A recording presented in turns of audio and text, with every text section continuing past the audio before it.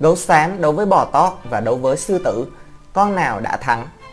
Các bạn nhớ bấm đăng ký, bật chuông thông báo, đồng thời bật thông báo từ app YouTube để ủng hộ mình nhé. Sau khi tổ chức trận đấu giữa gấu Ramadan và sư tử Ponel với kết quả phần thắng nghiêng về phía gấu, đại tá Bull quyết định tận dụng sự nổi tiếng của sự kiện. Ngay sau cuộc chiến, ông ta tuyên bố rằng Ramadan sẽ đối mặt với một con bò tót đực Mexico tên là Panthera từ trang trại Las Cruces nổi tiếng. Không rõ tại sao Bull lại quyết định chọn con vật đặc biệt này để đấu với Ramadan. Có lẽ một người dân địa phương đã đề nghị con vật này làm đối thủ của gấu, và Bull nhận thấy cơ hội thu lại tiền của mình nên đã chấp nhận thử thách. Là sản phẩm của hàng nghìn năm lai tạo có chọn lọc, Panthera về cơ bản là một sáng tạo của con người. Nó to lớn, nặng khoảng nửa tấn, nặng hơn nhiều so với gia súc trong tự nhiên. Panthera cũng hung dữ hơn các gia súc khác. Tổ tiên của nó đã từng được sử dụng để chiến đấu với con người, tê giác, voi và các chiến binh động vật khác trong đấu trường La Mã.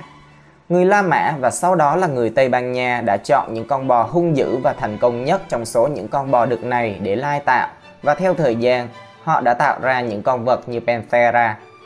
Động vật có mục đích duy nhất là gây sát thương, và Panthera có thể gây sát thương, đặc biệt là với những chiếc sừng dài và sắc nhọn nhô ra từ hộp sọ của mình. Ramadan nặng 318 kg nên sẽ mất lợi thế về cân nặng mà nó đã có được trong trận đấu với Ponel. Nó cũng phải học cách thích nghi với một cái lồng khác, vì đường kính của lồng đã tăng từ 6 lên 9 mét để con bò đực có nhiều chỗ hơn để di chuyển. Ramadan vẫn nắm giữ một số lợi thế so với Panthera, đặc biệt là khi cận chiến. Nó có nhiều vũ khí hơn đối thủ của mình. Con bò đực chỉ có sừng và đầu, con gấu có 4 móng vuốt và một hàm răng sắc nhọn. Tình hình là mình mới tạo trang web áo-godzilla.com có bán áo Godzilla cũng như các loại khủng long. Các bạn có thể mua áo ủng hộ mình tại đây nhé.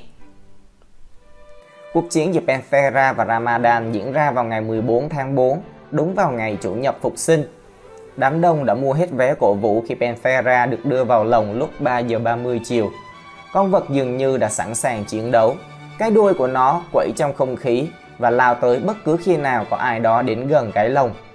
Các nhiếp ảnh gia với việc chụp ảnh liên tục đã làm con bò tót khó chịu. Panthera đã bẻ cong các thanh lồng vài lần khi cố gắng hút một nhiếp ảnh gia. Ramadan được đưa vào nhà thi đấu lúc 4 giờ 45 chiều và nhận được sự cổ vũ nồng nhiệt của những người Mỹ trong đám đông. Khi con gấu đến gần hơn, Panthera bắt đầu hút vào lồng để chuẩn bị cho trận chiến phía trước. Sau đó, để cho phép Ramadan vào chuồng an toàn, một võ sĩ đấu bò cần phải đi đến đầu đối diện của đấu trường và đánh lạc hướng Panthera. Khi con bò đực bị phân tâm, Ramadan đã có thể vào chuồng mà không bị cản trở. Nó đi về hướng của Panthera. Khi võ sĩ đấu bò lùi ra khỏi lồng, Panthera quay lại thì thấy một sinh vật lông lá kỳ lạ đang tiến về phía mình. Trước khi con gấu có thể thu hẹp thêm khoảng cách, con bò đực đã cúi đầu và lao thẳng vào đối thủ của mình. Chưa bao giờ nhìn thấy một con vật to lớn như vậy mà lại còn đang tiến thẳng về phía mình. Ramadan trở nên bối rối và quay sang một bên, chuẩn bị cho một cuộc tấn công trực diện của bò. Panthera hút hết tốc lực một trong những chiếc sừng của mình vào vai của Ramadan, đâm xuyên con gấu. Ramadan rú lên đau đớn, bối rối và không thể tóm lấy con bò đực như đã làm với Ponel 2 tuần trước. Ramadan bắt đầu chạy vòng quanh chuồng. Panthera truy đuổi cho đến khi Ramadan lùi vào song sắt, gai bẫy đối thủ. Khi con bò tót lao vào tấn công lần thứ hai, Ramadan đã tấn công dữ dội, xoay sở để tạm thời đẩy lui con bò đực. Sau đó con gấu tận dụng cơ hội để rút lui sang phía bên kia của lồng. Nhưng nó bối rối, đau đớn và không muốn chiến đấu nữa. Nó muốn ra ngoài. Trước sự kinh ngạc của tất cả những người có mặt, Ramadan quấn móng vuốt của mình quanh các thanh lồng và bắt đầu trèo lên để chạy thoát. Ngay lập tức, con gấu leo lên chiếc lồng cao 4,5 mét và đã di chuyển đến mép lồng. Nó chuẩn bị nhảy vào trường đấu bên ngoài. Cảnh tượng một con gấu giận dữ chảy máu đã khiến đám đông chạy tìm lối thoát hiểm. Những người đã không tập thể dục từ khi còn nhỏ bỗng nhiên có động lực để thực sự chạy, cố gắng tìm đường đến nơi an toàn. Một số người chuẩn bị nhảy từ độ cao 7,5 mét xuống mặt đất bên ngoài đấu trường. Vì lý do nào đó, Ramadan từ bỏ kế hoạch trốn thoát và hạ mình trở lại chuồng cùng với Panthera. Việc leo trèo và mất máu từ lần tấn công đầu tiên của Panthera đã ảnh hưởng đến Ramadan. Con gấu ngồi xổm và từ chối chiến đấu. Tương tự như vậy, con bò dường như không quan tâm đến việc sẵn sàng đón nhận một cuộc tấn công khác của con gấu. Để trận đấu bắt đầu sau đó, một võ sĩ đấu bò đã đi đến chiếc lồng phía sau Ramadan và vẫy một chiếc túi màu đỏ nhằm cố gắng chọc giận Panthera. Nó có hiệu quả và con bò đã tấn công. Ramadan nhìn thấy đối thủ tiếp cận và cố gắng nâng mình lên để tấn công, nhưng con gấu đã quá chậm chạp. Panthera lao thẳng vào phía của Ramadan. Con gấu đáp lại bằng cách vung móng vuốt qua đầu con bò đực. Sau đó con bò rút lui sang phía bên kia của lồng. Khi Panthera một lần nữa đến gần, Ramadan đã sẵn sàng. Nó chồm lên và cào vào cổ và đầu con bò đực. Sau đó con gấu xám lao tới cắn cổ con bò. Thật không may cho con gấu, Panthera đang ngẩng đầu lên vào thời điểm bị tấn công, và một trong những chiếc sừng của con bò tót đã đâm xuyên qua má con gấu. Máu bắt đầu chảy ra từ miệng của Ramadan. Panthera nhân cơ hội tấn công, hút con vật mạnh đến nỗi chân của Ramadan rời khỏi mặt đất. Ramadan không thể quay cơ thể lại, nó chỉ nằm đó trong khi Panthera tiếp tục hút nó. Vì muốn tránh kết thúc bất phân thắng bại trong trận đấu trước, những người huấn luyện đã thúc con gấu xám cho đến khi nó miễn cưỡng đuổi theo con bò tót. Các cuộc tấn công của nó thiếu đi uy lực và Ramadan tiếp tục mất máu. Nó di chuyển khó nhọc quanh võ đài và thở hồng hộc. Cho đến sau gần 1 giờ bị tấn công liên tục, con gấu xám gục đầu xuống đất, nhắm mắt và chết. Một lần nữa, các tờ báo trên khắp Hoa Kỳ đã đưa tin về các sự kiện diễn ra ở biên giới. Mặc dù một số người trong đám đông phàn nàn rằng trận đấu thiếu hành động, nhưng họ không có lý do gì để đòi lại tiền của mình. Bull cuối cùng đã kiếm được tiền từ một sự kiện chiến đấu của động vật.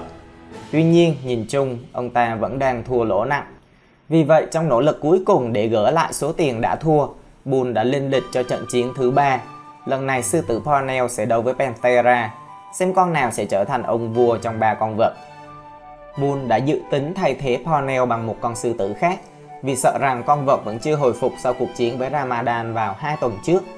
Sau đó, để kiểm tra tình trạng của nó, Bull nhốt một con dê vào lồng. Parnell không tỏ ra dấu hiệu gì cho thấy nó vừa bị một con gấu đánh bại cách đó không lâu. Nó nhảy vào con dê, xé con mồi thành từng mảnh và ăn thịt. Vài ngày sau, đoán trước được trận đấu sắp tới với Panthera, Bull đưa một con bò đực trẻ đến với Parnell. Con bò không sống sót được lâu. Con sư tử xé toang cổ nó và biến nó thành bữa ăn.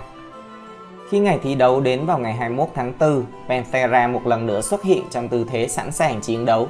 Không có dấu hiệu nào cho thấy vết thương trong trận đấu với Ramadan sẽ ảnh hưởng đến màn trình diễn của nó trong lồng. Khi con bò diễu hành quanh đấu trường, đám đông chủ yếu là người Mexico đã cổ vũ nhà vô địch của họ. Khán giả đã gặp Parnell khi bước vào đấu trường với những tiếng la ó. Cuộc chiến bắt đầu giống như trận đấu của Panthera và Ramadan. Con bò tấn công con sư tử, định hút nó như đã làm với con gấu. Nhưng Parnell nhanh hơn nhiều so với Ramadan. Nó nhanh chóng di chuyển ra khỏi sừng của Panthera. Con bò được tiếp tục tấn công nhưng Parnell quá nhanh so với con bò. Con sư tử thậm chí còn cào vào mõm con bò bất cứ khi nào con bò được đến gần. Một cú đánh đã rạch vào mũi Panthera và máu bắt đầu tuôn ra. Vết thương trở nên tồi tệ hơn khi con bò hút mõm xuống đất nhằm cố gắng hạ thấp đủ để tấn công Parnell bằng cặp sừng của mình. Khi Panthera lao tới lần nữa, Parnell nhảy lên không trung và ghì cổ con bò tót. Con bò đực thiếu lớp da dày đã bảo vệ giống như của Ramadan, vì vậy hàm răng của Parnell cắm sâu vào làm hở một động mạch. Máu đổ xuống cơ thể của Panthera. Mặc dù con bò tót đã cố gắng thoát ra bằng cách dẫm lên chân của Parnell, nhưng có vẻ như con sư tử sắp hạ gục một con vật to gấp đôi nó. Thay vì tận dụng vết thương của Panthera, Parnell đã đi đến mép lồng và hạ mình xuống đất. Theo một nghĩa nào đó, hành động này rất thông minh. Con sư tử ở rất gần song sắt, đến nỗi Panthera không dám lao về phía con vật từ bên cạnh, kẻo nó vướng sừng vào song sắt. Nếu con bò định hút thẳng vào Parnell, rất có thể nó sẽ trượt và đập đầu vào thành chuồng. Bất kể Panthera định làm gì, Parnell sẽ ở một vị trí thuận lợi để tận dụng sai lầm của đối thủ. Thật không may cho Parnell, đám đông khát máu không cho phép hai con vật ngừng tấn công nhau. Khi nỗ lực tấn công Parnell của Panthera thất bại và cả hai con vật ngừng chiến đấu, khán giả bắt đầu xì xào và la ó. Sau nhiều phút không có hành động gì, Bull hoặc một trong những chủ sở hữu của địa điểm đã quyết định thúc đẩy hành động. Một cao bồi thò tay qua lồng và thắt thòng lọng quanh cổ của Parnell. Người cao bồi sau đó luồn sợi dây sang phía bên kia của lồng và kéo con sư tử vào giữa lồng. Ponel bị khó thở sau khi bị kéo đi và không thể di chuyển với sợi dây quanh cổ nên không thể tự vệ được. Bây giờ đối thủ của nó đã cách xa các thanh thép một cách an toàn. Panthera lùi lại và tấn công. Bởi vì Ponel không thể di chuyển, con bò đực không cần phải điều chỉnh lại mục tiêu, cho phép tất cả động lực của nó dồn xuống con sư tử. Cú đâm thật tàn khốc, con sư tử vỡ vụn như một quả bóng.